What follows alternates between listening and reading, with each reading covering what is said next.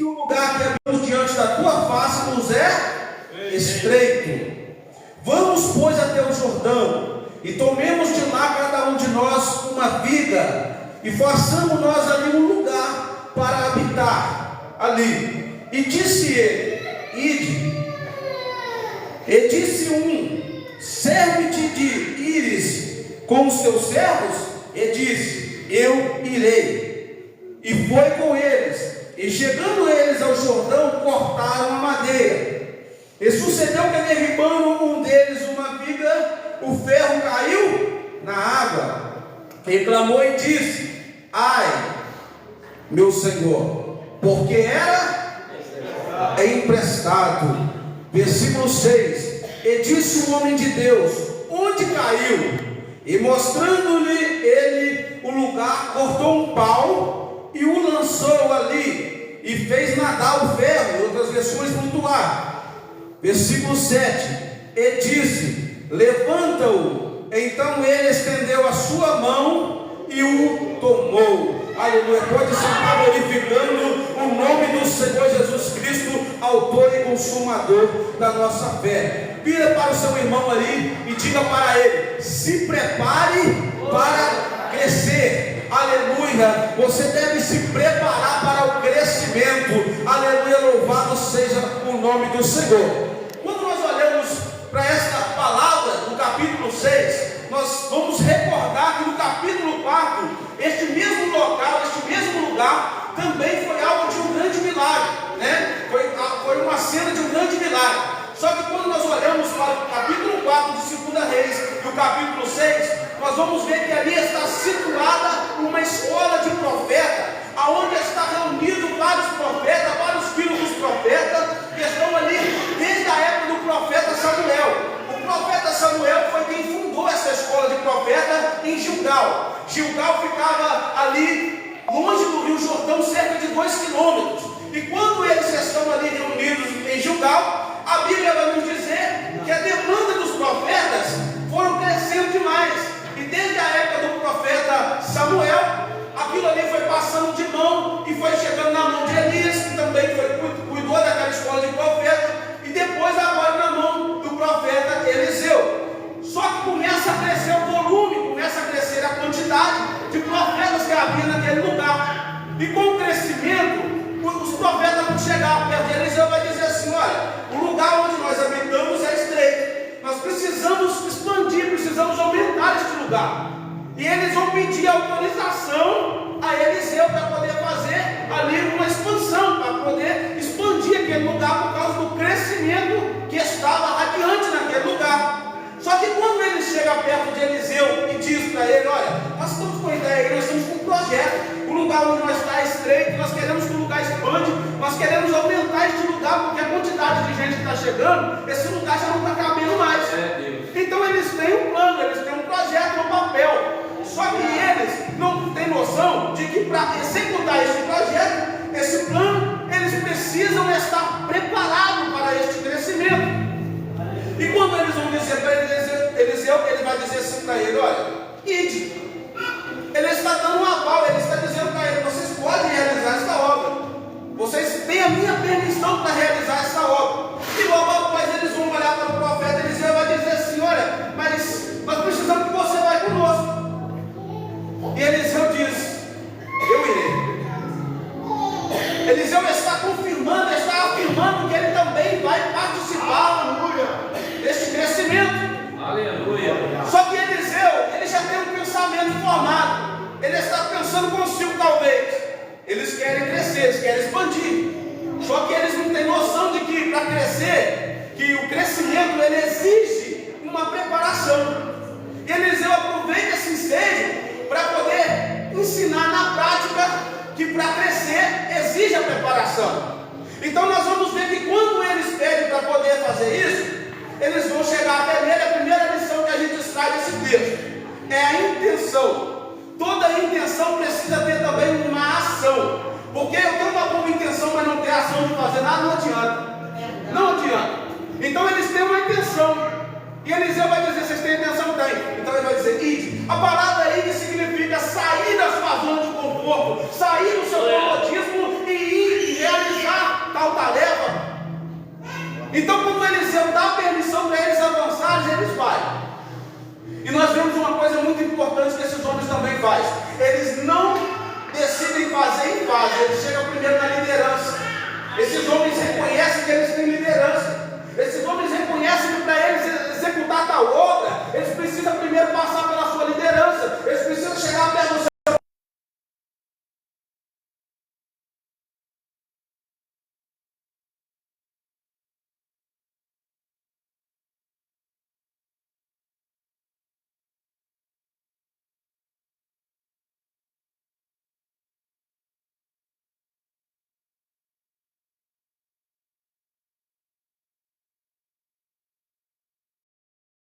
Pastoral ali, de um acompanhamento da liderança no meio dessa tarefa, porque a obra está crescendo, a obra está evoluindo, só que você também não pode deixar na mão de qualquer pessoa, não pode deixar na mão de terceiros.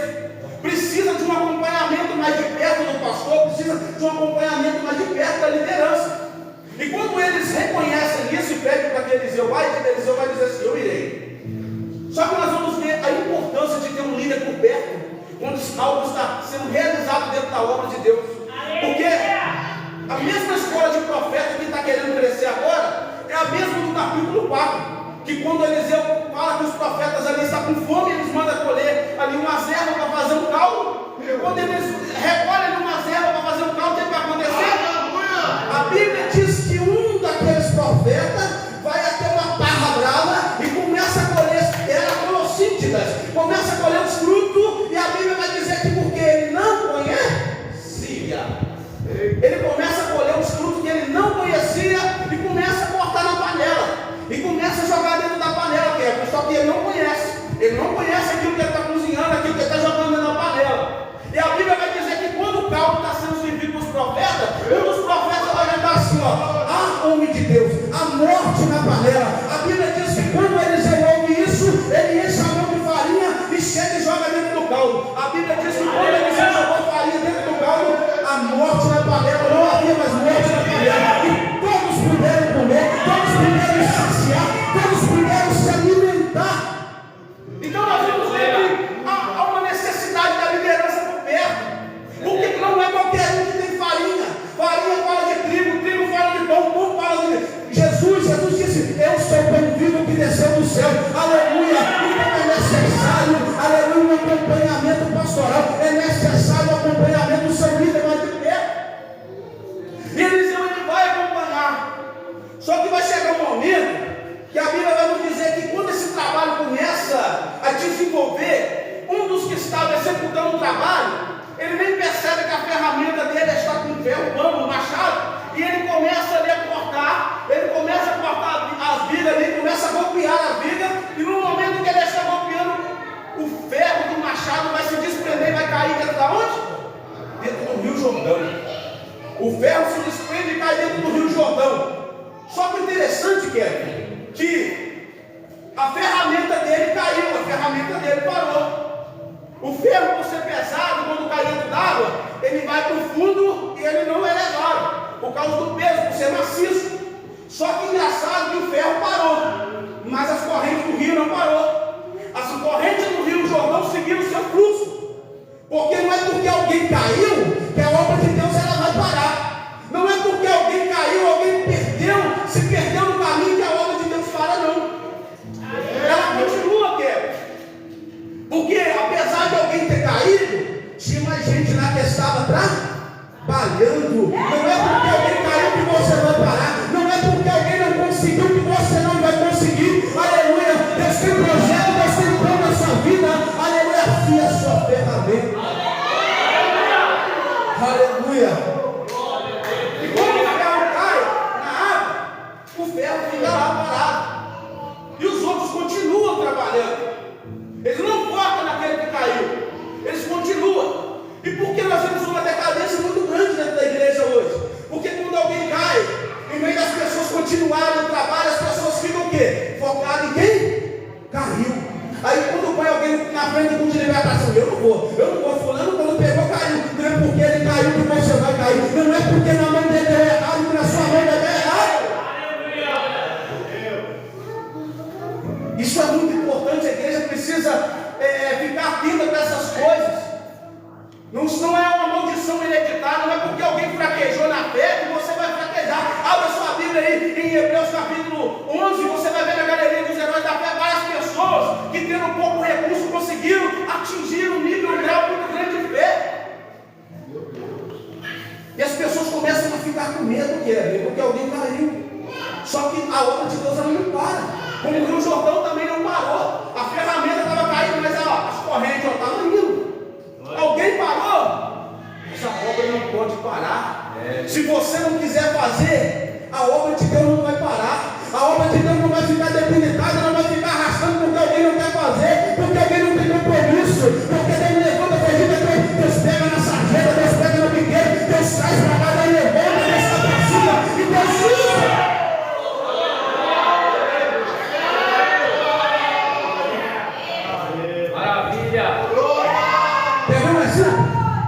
O filho pródigo virou para o pai e falou assim: ó, me dá minha herança que eu vou embora.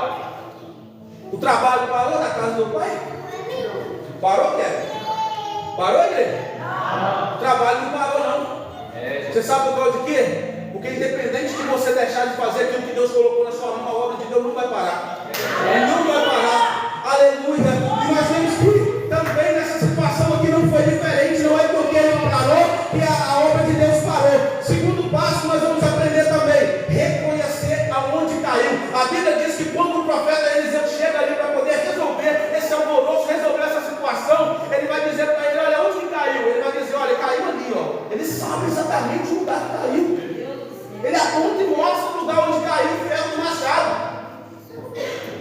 Quantas pessoas hoje não têm humildade de chegar e dizer: pastor, eu caí, eu fraquejei, prefere encobertar o seu pecado, prefere esconder, está fazendo igual a Acã, está escondendo dentro da tenda, mas está achando que o pastor não tem vida com Deus. O pastor tem vida com Deus e Deus ainda revela. Pode esconder o pastor, pode esconder o presbítero, mas você não esconde de Deus, porque Deus está vendo, Deus está contemplando. Acã tentou esconder o seu pecado dentro da tenda. O que aconteceu? Josué começou a indagar. Josué falou: Deus, o que está acontecendo? O povo de Israel está perdendo batalha, alguma coisa está acontecendo. Deus falou: tem anátema no meio do povo. Deus revelou para Josué, Deus mostrou para Josué. Eles chegam até ali, naquele homem ali, Acã, e vão ver que tem uma cunha de prata, tem uma capa babilônica escondida dentro da tenda, tem pecado escondido dentro da tenda. A Bíblia vai dizer que eles vão pegar aquilo ali, vão queimar aquilo ali, vão apedrejar Acã e vão queimar Acã. A Bíblia diz em Provérbios que aquele que confessa e deixa alcança o quê? Misericórdia. Mas aquele que cobre as suas transgressões, o fim dele é como a Bíblia diz: o salário do pecado é a morte. Vai escondendo o seu pecado, vai escondendo o seu erro, mas vai chegar a hora que Deus vai ter um acerto de conta. E não adianta esconder o pastor, não adianta esconder de ninguém, porque Deus está vendo.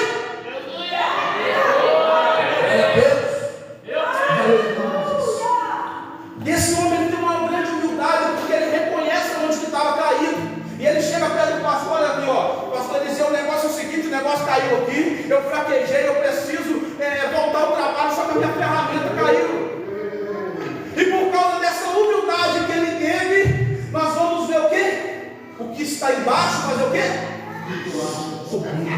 Deus vai tirar aquilo que está embaixo e vai colocar em cima, sabe por causa de quê? Porque quem caiu, caiu trabalhando. E quem está trabalhando na obra de Deus, Deus é fiel para levantar. Deus é fiel para colocar novamente no trabalho. Deus é fiel para colocar novamente na obra.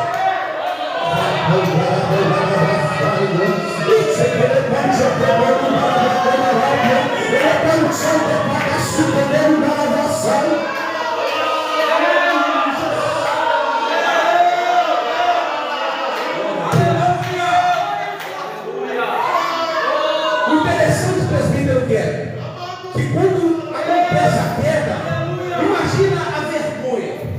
Imagina a vergonha deste servo que estava ali trabalhando e deixar cair a ferramenta, ele cair, ele fraquejar durante esse trabalho na obra.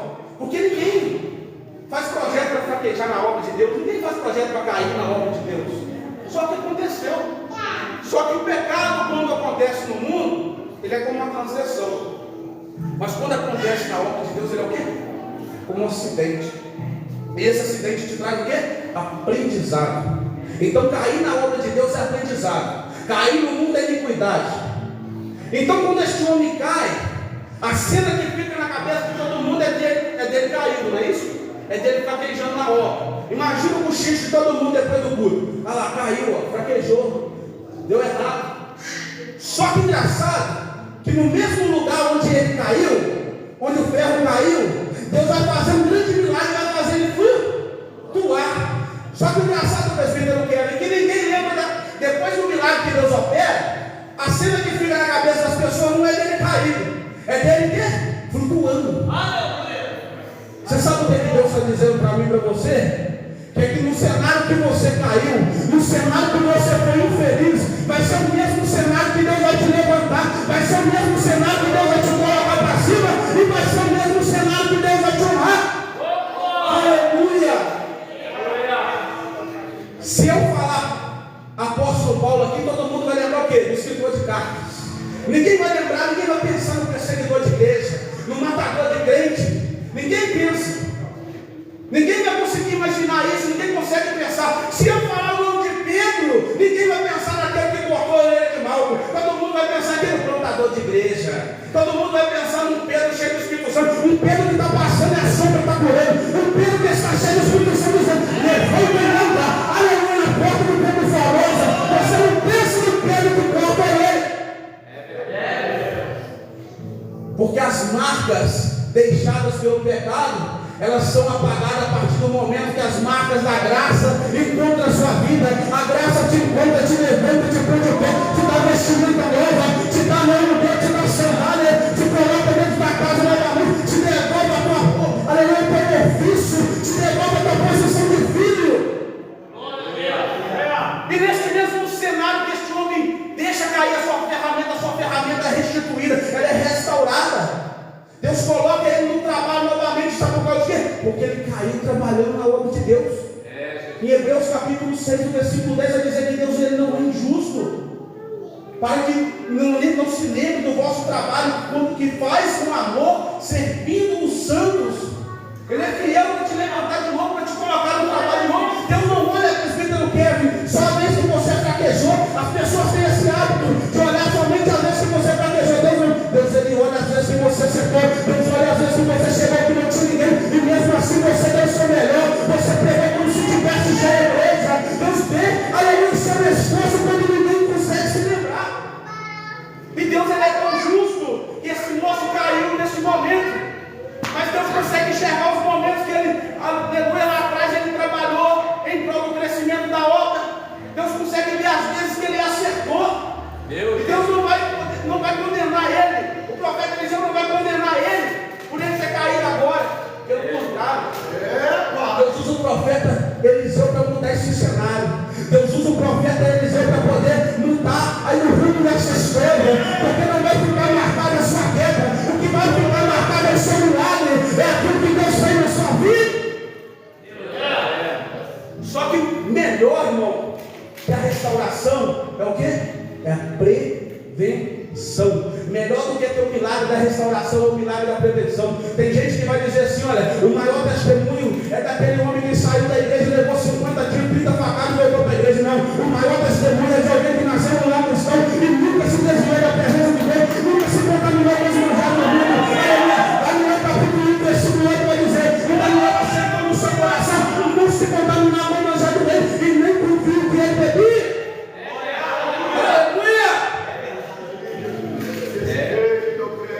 Sétimo ponto dessa mensagem: faça a manutenção da sua ferramenta. Nós vamos ver que Eclesiastes capítulo 10, versículo 10 vai dizer que quando você afia o machado, você consegue golpear mais tranquilo, usando menos força, e por ele estar afiado, você consegue cortar com mais facilidade. E o inverso disso, o antônimo disso, é que se o machado estiver cego, você vai ter que usar mais força, não vai cortar e vai cansar mais depressa. Você sabe por que tem muita gente cansada na obra de Deus? Você sabe por que tem muita gente desistindo de estar no culto, na frente do culto de libertação, na frente do trabalho de escolha militar? É porque não está afiando a ferramenta, é porque está dando a ferramenta cega, aí está cansando até que bater, não é? Bate, não importa, é porque não está afiando a ferramenta. Meu Deus! Porque se você afia o machado, você não precisa dar tanta força. travado. Porque diariamente você está fazendo manutenção. Tem gente que não ora, que não jejua, que não busca Deus, que não faz nada para o seu crescimento espiritual. Aí chega tu quer ver Deus libertar, chega tu quer ver Deus transformar. Deixa eu te dizer algo. Você precisa afiar essa ferramenta, você precisa ter vida com Deus, você precisa ter relacionamento com Deus.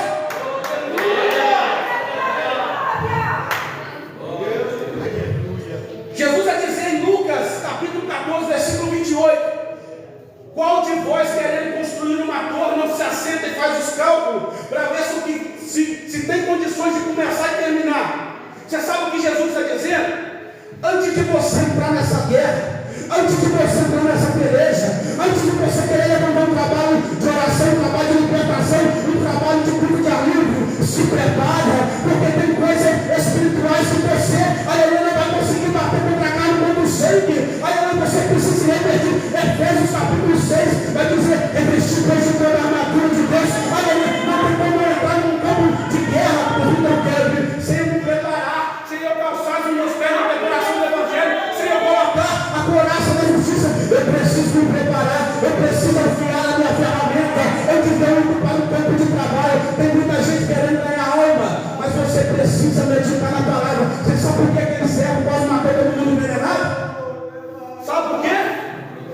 Em 2 Reis capítulo 4, é quase matou todo mundo envenenado com o fruto que ele jogou dentro da panela, porque ele não conhecia. Você sabe que tem muita gente que não lê a palavra e quer pegar a palavra para os outros. Aí ninguém chega, você em vez de ajudar as pessoas, está envenenando. Sabe por quê? Porque não lê a palavra, aí por não conhecer, acha que está dando vida, está envenenando, está matando. Aí tem que chegar o pastor correndo e jogar farinha na panela para trazer vida, para poder jogar morte no terra, porque senão mata as almas. Você precisa entender que antes de querer alimentar alguém, você precisa se alimentar. A Bíblia vai nos dizer: ama o teu próximo como a ti. Então quer dizer, se eu não me amar primeiro, não posso amar ninguém. Não tem como você amar ninguém se você não se amar primeiro. Não tem como salvar alguém se você não se salvar primeiro. Não tem como você querer ganhar alguém para Jesus se você não medita na palavra, se você não ora, se você não jejua. Então a resposta que Deus está trazendo para a sua vida hoje: afia a sua ferramenta, passa a sua ferramenta ali no esmeril diariamente. Aleluia, tem um trabalho, não tem a ferramenta, diariamente tem que ter manutenção. A ferramenta diariamente tem que estar afiada. Meu eterno Pai. Porque senão você cansa, querido. Porque senão o trabalho de libertação te cansa, a escola dominical te cansa, porque você precisa afiar. E se você não afiar, vai ter que bater com muita força aí, vai batendo, não pode. Ah, estou cansado, não aguento mais não. Aí o que faz? Abandona, cai, larga. Entendeu? Vamos lá. Estender a mão e pegar.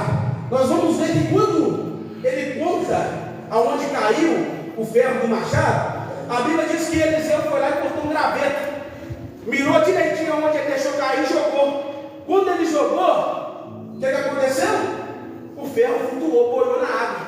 Aí Eliseu falou assim: estenda a sua mão e pega. Você sabe por que Eliseu mandou ele pegar? Porque quem tem que pegar é quem deixou cair. Jesus já fez um milagre, irmão. Jesus já morreu na cruz do Calvário.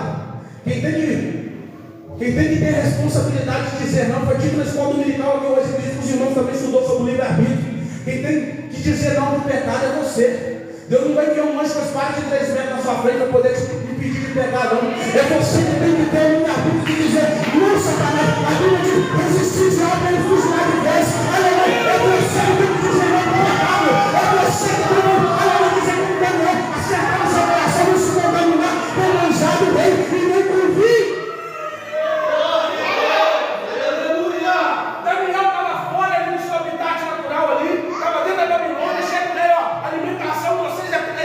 Daniel fala assim: a mim não, pode ser que todo mundo, a mim não. A Bíblia diz que Daniel assentou no seu coração. Você sabe o que é assentar? Você já viu alguém assentando no piso? A pessoa determinar, a pessoa cravar. Daniel cravou no coração: haja o que houver, aconteça o que acontecer, mas eu não vou me contaminar para nós morrer. Eu não vou me contaminar para viver.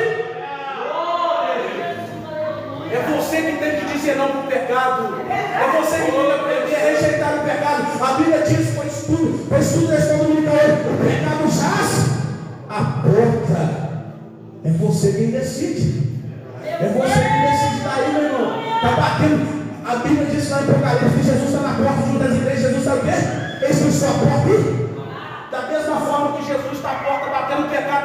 batendo. É você que decide para quem você vai abrir. Você precisa aprender a ouvir a voz do Espírito Santo. Você precisa ouvir a voz de Jesus dizendo: estou à porta e bato. Se alguém abrir a porta, ouvir a minha voz, eu entrarei e serei com ele comigo. Meu Deus! Aleluia! Glória a Deus. Irmãos, a última lição. Quando ele deixa cair o machado, a preocupação dele não é porque caiu. A preocupação dele é porque era emprestado. Tem muita gente fazendo a obra de Deus de qualquer jeito e está achando que é propriedade das coisas de Deus. E sabe o que Deus está dizendo para mim, para você aqui essa noite? Cuida bem daquilo que Deus colocou na sua mão, sabe como é? Porque é emprestado. Da mesma forma que Ele colocou nas tuas mãos, Ele vai voltar para poder requerer. E você vai ouvir duas coisas. Ou você vai ouvir uma, ou você vai ouvir outra. Ou você vai ouvir Ele dizendo para você assim: olha, vinde a mim. Aleluia. Entra para o povo santo do Senhor. Ou você vai ouvir o quê? Apartai-vos de mim, maldito, e eu não vos. E esse serve muito. Você vai ouvir uma coisa ou outra. Se você fazer bem com aquilo que Deus colocou na sua mão, Ele vai dizer assim: ó, servo bom e fiel. Repare que na passagem dos 10 talentos, um ganha uma, o outro ganha duas, o outro ganha 4, e todo mundo multiplica e um enterra. Só que o que multiplicou uma, fez duas. Ele chega para ele e diz: o que é servo bom? E por que multiplicou duas? Você fala o que também? Servo bom e fiel. Não é porque eu quero que multiplicou uma e o pastor Júlio multiplicou duas, que o pastor Júlio é digno de ser exaltado mais do que eu tenho. Você sabe por causa de quem colocou um na mão do corpo e outro na mão dele? É porque ele conhece a sua capacidade, ele sabe até onde você aguenta. É por isso que com a provação que Deus coloca na sua vida, ele sabe que você não vai abandonar, não vai largar mão do arado, porque ele sabe o tempo que você aguenta, ele sabe a capacidade que você tem de continuar de pé, aleluia, fazendo o seu melhor, se dedicando, aleluia.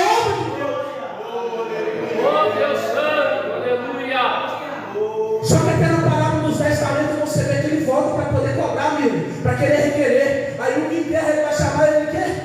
Negligente. Ele vai chamar ele de negligente. Ele vai chamar ele de servo mau. Olha para vocês verem. Porque o que ele fez? Ele enterrou aquilo que Deus colocou na mão dele para poder multiplicar, para poder trabalhar. Tem gente enterrando, tá? Cuidado, tá?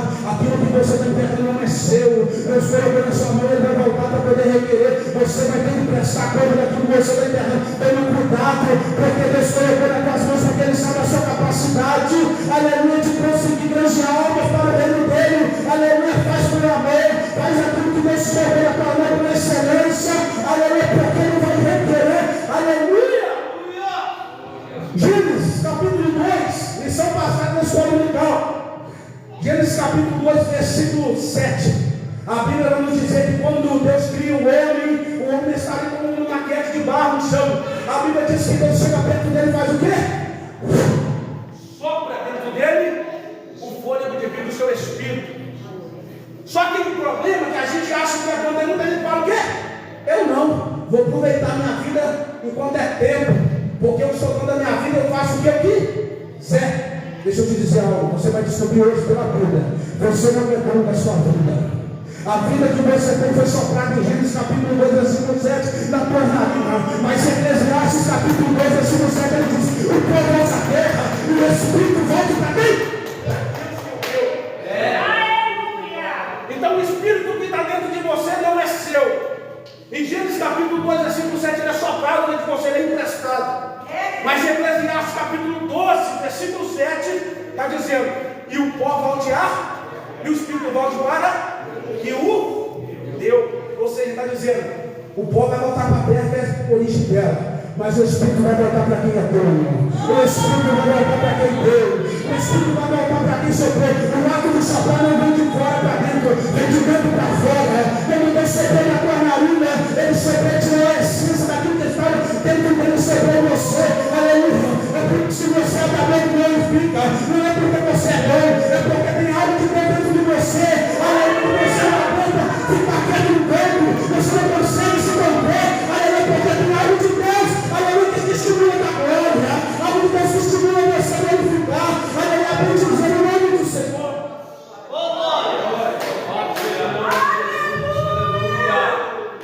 Então a vida que você tem, ela não é seu. Ela não é sua. É de Deus. Você não é proprietário de nada. Tudo aqui é emprestado. O túmulo de Jesus era emprestado. O jumentinho de Jesus andou era emprestado. Tudo é emprestado. E por que tem gente achando que é propriedade das coisas de Deus? Está dizendo, eu que faço, é do meu jeito, eu faço do jeito que eu acho melhor. Aleluia, deixa eu te dizer algo, você não é dono. Aleluia, você é apenas um mordomo que está aqui para servir. A Bíblia vai nos dizer que todos são primeiros que sirva a todos. Aleluia! Você não é propriedade. Aleluia, louvado seja Deus. E agora para encerrar, meus irmãos, aleluia, quando ele pega e joga ali o graveto dentro d'água, todo mundo talvez, a Bíblia não diz, talvez todo mundo começa a questionar, esse homem é louco, esse homem, isso aí que ele está fazendo não tem lógica, isso aí que ele está fazendo não tem sentido nenhum, pastor Júlio. O ferro caiu dentro d'água, qual que é a lógica? Se o ferro do machado caiu dentro d'água, qual que é a lógica? Se fosse você é inteligente, o que você faria? Não, eu pegaria uma corda, amarraria um imã na ponta dela, jogaria e ficava tentando pescar o ferro do machado. Não é isso? Faz mais lógica, tem mais sentido. Agora pegar um pedaço de pau, cortar na água e jogar dentro d'água, isso é coisa de louco. Isso não tem sentido não, irmão. Lembra quando as águas estavam envenenadas, o que Eliseu fez? Encheu a mão de sal e jogou nas águas e tirou o veneno das águas. Lembra disso? Quem lembra? A panela, quando estava envenenada no fogo, que estava para alimentar os profetas, jogou farinha tira veneno. Que eu saiba que tira veneno é sempre para o hospital, mostrar o que te picou, aquilo que te fez mal, e vai tomar um pacote de soro, e daqui a pouco, daqui 2, 3 horas, você está voltando para casa. Isso faz mais sentido, não faz, Guilherme? Do que pegar um pedaço de pau e jogar dentro d'água.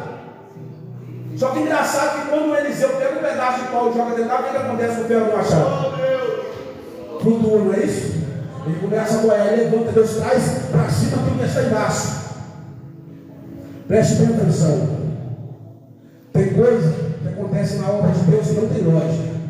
Não faz nenhum sentido. Mas Deus está no meio desse negócio. Cuidado, porque o seu dever não é duvidar e criticar. O seu dever é obedecer, é fazer o que Deus está te ensinando, o que Deus está te mandando. Aleluia, você não tem que entender. Lembra quando Jesus disse que na cruz, eu creio que ele falou não de maneira que não chegou. Ele fala, para trás de mim, Satanás, não entende tu o que eu faço agora